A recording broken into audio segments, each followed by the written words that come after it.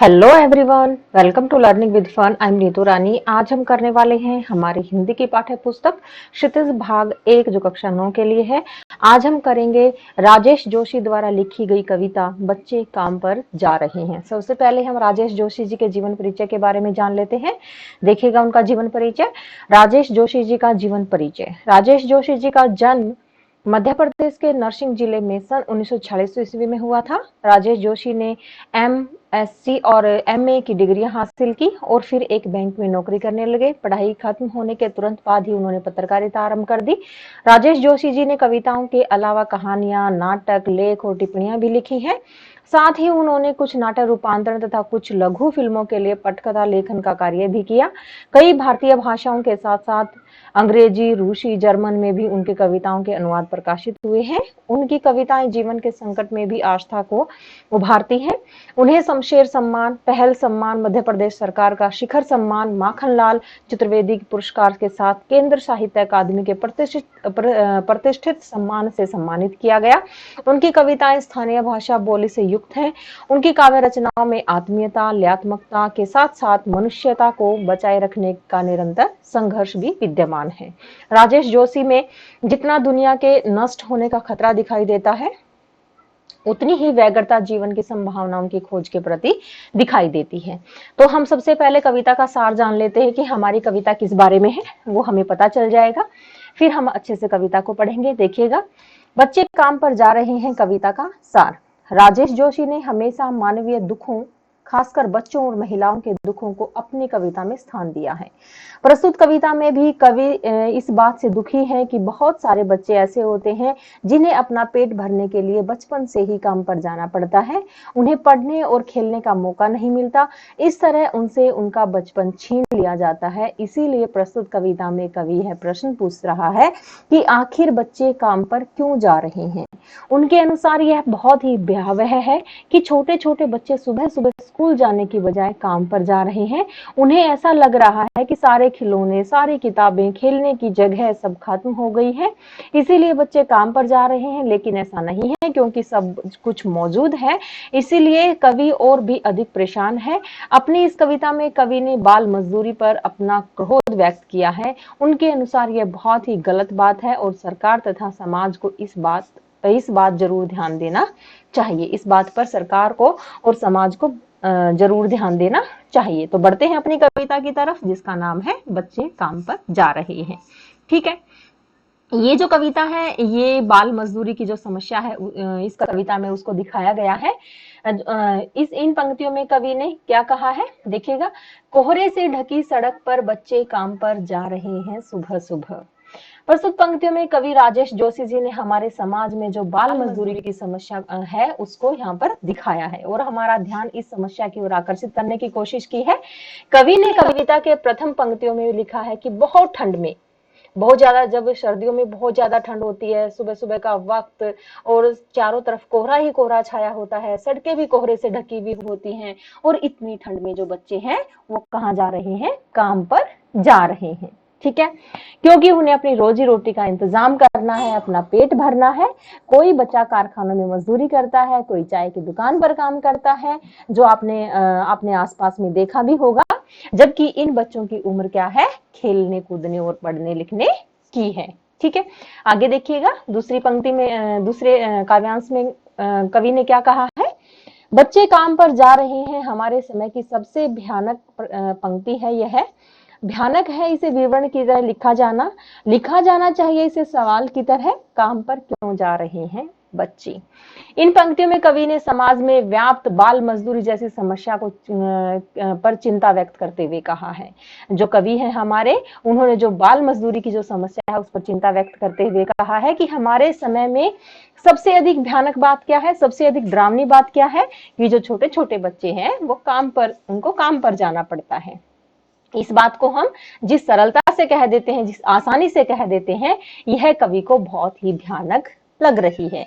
जबकि हमें इसकी ओर ध्यान देना चाहिए और जानना और पता लगाना चाहिए कि पढ़ने लिखने की उम्र में, खेलने कूदने की उम्र में बच्चे अपना पेट पालने के लिए क्यों काम पर जा रहे हैं। हमें समाज से एक प्रश्न की तरह पूछना चाहिए कि इन छोटे बच्चों को काम पर क्यों जाना पड़ रहा है, जबकि इनकी उम्र कैसी है, खेलने कूदने और पढ़ने लिखने की है। ठीक है, आगे देखिएगा। क्या अंतरिक्ष में गिर गई हैं सारी गेंदें? क्या दीमकों ने खा लिया है सारी रंग बिरंगी किताबों को? क्या काले पहाड़ के नीचे दब गई हैं सारे खिलौने? क्या किसी भूकंप में ढह गई हैं सारे मदरसों की इमारतें? इसमें कवि क्या कह रहे हैं? इसमें कवि ने जो हताशा है और निराशा है उसको जताया है। किस लिए जताया है? कि बच्चे काम पर जा रहे हैं। क्या इसका कारण यह है कि क्या उनके खेलने की जो गेंदें हैं, क्या वो अंतरिक्ष में चली गई है, आकाश में चली गई है? ऐसा कवि ने यहाँ पर पूछा है कि कवि को यह समझ नहीं आ रहा है कि क्यों ये बच्चे अपना मन मारकर इतनी सुबह ठंड में काम पर जा रहे हैं। कवि सोचते हैं कि क्या खेलने के लिए जो सारी गेंदें खत्म हो चुकी हैं, आसमान में चली गई हैं? क्या बच्चों के पढ़ने की जो किताबें हैं उनको दीमक ने खा लिया है, वो समाप्त हो चुकी हैं? क्या बाकी सारे जो खिलौने कहीं किसी काले पहाड़ के नीचे दब के रह गए हैं, जो अब इन बच्चों के लिए कुछ नहीं बचा है? क्या इन बच्चों को पढ़ाने वाले मदरसे हैं, जो विद्यालय हैं, जो स्कूल हैं, क्या वो भूकंप में टूट चुके हैं? क्या किसी भूकंप में ढह गई सारे मदरसों की इमारतें? क्या किसी भूकंप में जो बच्चों के पढ़ने की जो जगह है, जो मदरसे, जो इमारतें हैं, जो विद्यालय हैं, क्या उनकी इमारतें भूकंप में ढह गई हैं? जिन बच्चों की पढ़ाई करने की उम्र है, खेलने कूदने की उम्र है, वो उन सबको छोड़कर काम पर जा रहे हैं। ऐसा क्यों है, यहाँ पर कवि पूछ रहे हैं। ठीक है, आगे देखिएगा। क्या सारे मैदान, सारे बगीचे और घरों के आंगन खत्म हो गए हैं एकाएक? यहाँ कवि ने अपने मन में उठ रहे सवालों को बयां करते हुए कहा है। यहाँ पर कवि के मन में बहुत सारे सवाल उठ रहे हैं, उनको बताते हुए कवि कहते हैं कि क्या बच्चों के खेलने की सारी जगह खत्म हो चुकी है?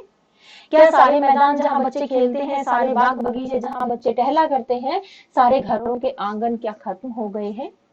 जो इन बच्चों के पास अब कुछ भी नहीं बचा, इसीलिए सुबह सुबह बेचारे ठंड में काम पर जा रहे हैं। ठीक है, आगे देखिएगा।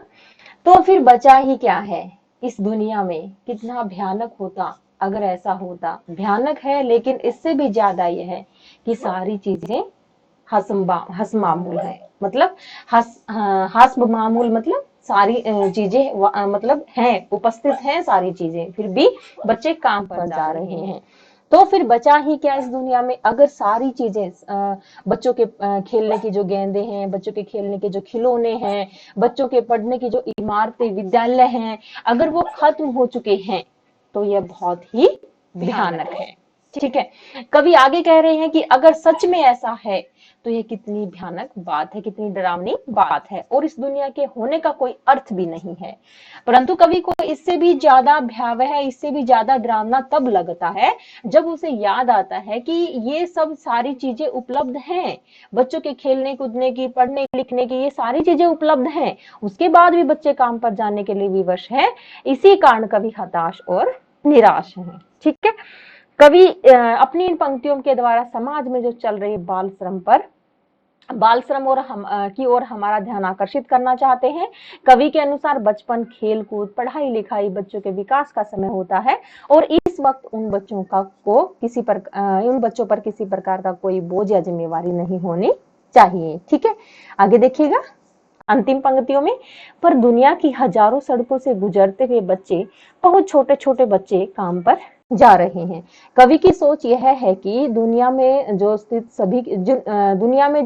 सारी चीजों के होने के बावजूद भी, खेलने कूदने की जगह और चीजों के होने के बावजूद भी बच्चे काम पर जा रहे हैं, लेकिन जब वह देखते हैं कि ये सारी चीजें एवं ये सारी जगह भरी पड़ी हैं, तब उनमें चिंता घर कर जाती है, तब वो सोचने पर मजबूर हो जाते हैं, क्योंकि उन्हें यह समझ नहीं आता कि इन सारी चीजों के बावजूद भी ये छोटे छोटे बच्चे दुनिया की हजारों सड़कों चलकर इतनी ठंड में अपने अपने काम पर जाने के लिए विवश हैं। इसीलिए उन्होंने हमारे सामने यह प्रश्न उठाया है कि ये जो बच्चे हैं, काम पर बच्चे क्यों जा रहे हैं। ठीक है, समझ में आया? ये इन पंक्तियों में कवि ने क्या कहा है? इन पंक्तियों में कवि ने समाज के सामने, सरकार के सामने जो बाल श्रम है, जो छोटे-छोटे बच्चे, कोई चाय की दुकान पे जाता है, कोई होटल पर बर्तन साफ करने के लिए जाता है, तो बाल श्रम पर हम बाल श्रम की ओर हमारा ध्यान आकर्षित इस कविता में कवि ने हमारा किया है। ठीक है, तो आपको ये मेरी कविता कैसी लगी? अगर आपको मेरी ये कविता अच्छी लगी हो तो प्लीज लाइक शेयर और सब्सक्राइब करना न भूलिएगा। धन्यवाद।